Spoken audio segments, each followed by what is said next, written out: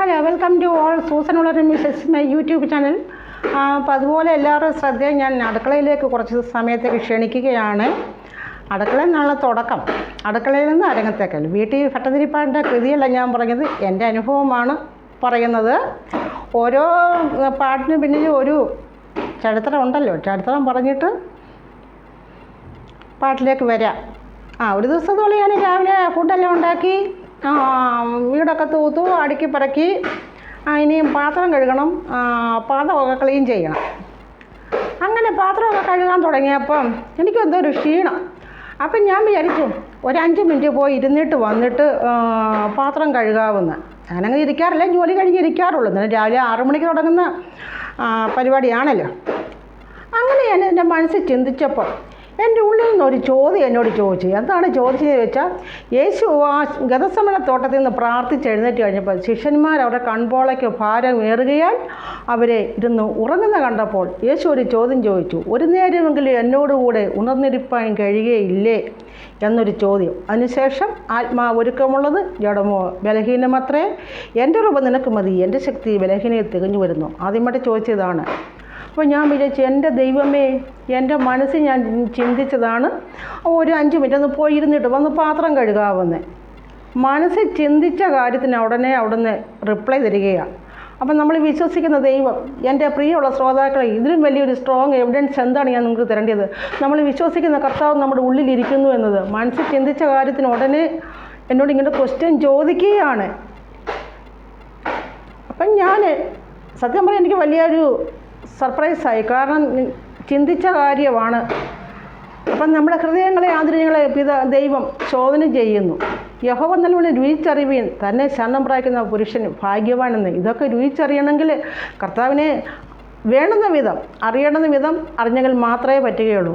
അപ്പോൾ ഇങ്ങനെ ചോദിച്ചു, ഒരു നേരമെങ്കിലും എന്നോടുകൂടി ഉണർന്നിരിപ്പാൻ കഴിയുകയില്ലെന്ന്. അപ്പോൾ ഓരോ പാട്ട് ജനിക്കുന്ന വഴിയെ ഇതിന് ഞാൻ എങ്ങനെ റിയാക്ട് ചെയ്തു എന്ന് ചോദിച്ചാൽ, ഐ ആം റെഡി കർത്താവേ.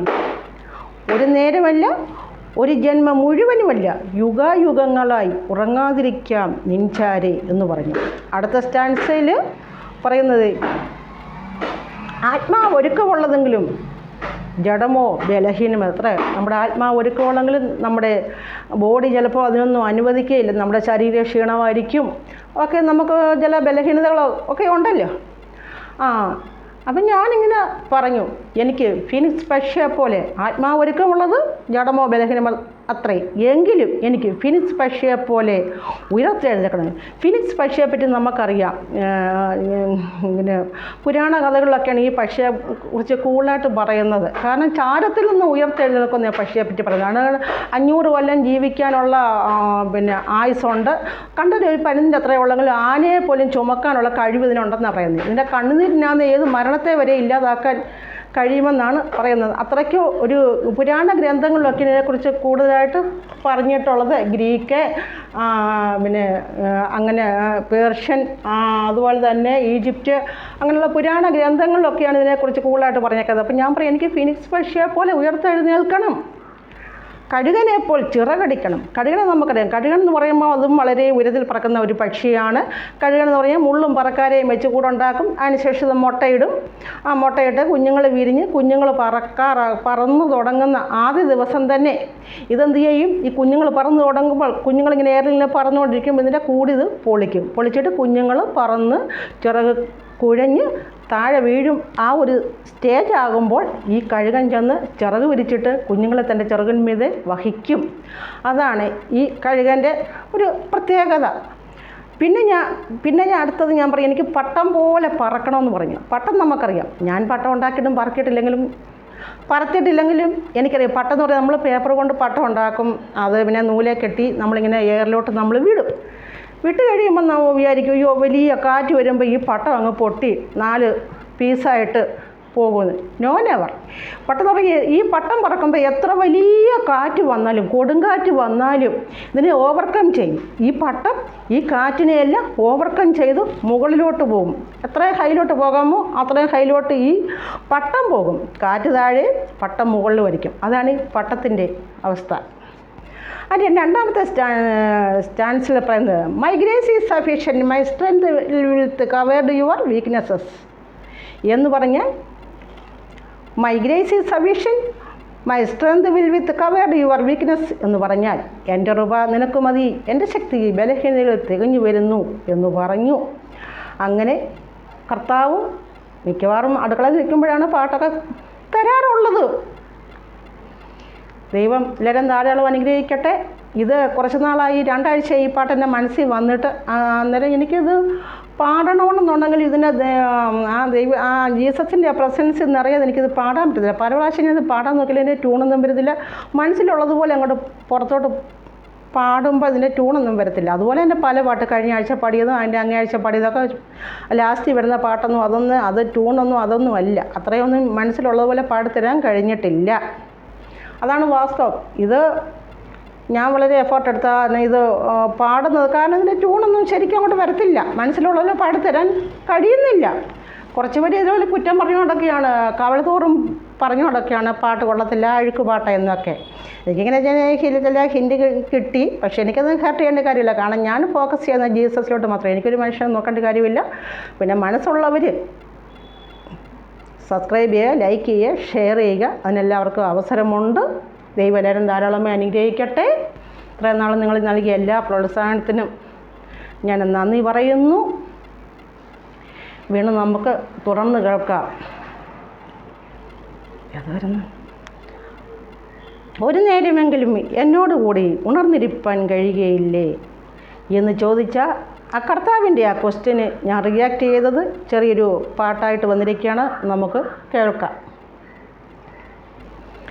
ഒരു നേരമെങ്കിലും എന്നോട് കൂടെ ഉണർന്നിരിപ്പാൻ കഴിയുകയില്ലേ എന്നരുളിയ നാവ, ഒരു നേരമല്ല ഈ ജന്മം മുഴുവനുമല്ല, യുഗായുഗങ്ങളായി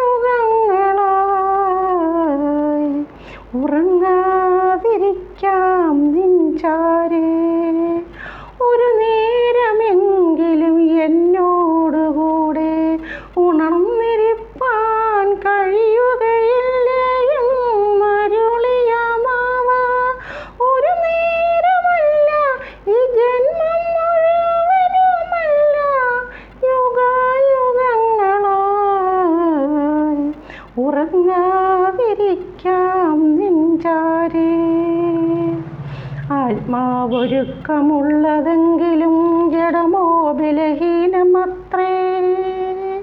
ഫീനിക്സ് പക്ഷിയെ പോൽ ഉയർത്തെണീക്കണം, കഴുകനെ പോൽ ചിറകടിക്കണം, പട്ടം പോൽ പറക്കണം എനിക്ക്.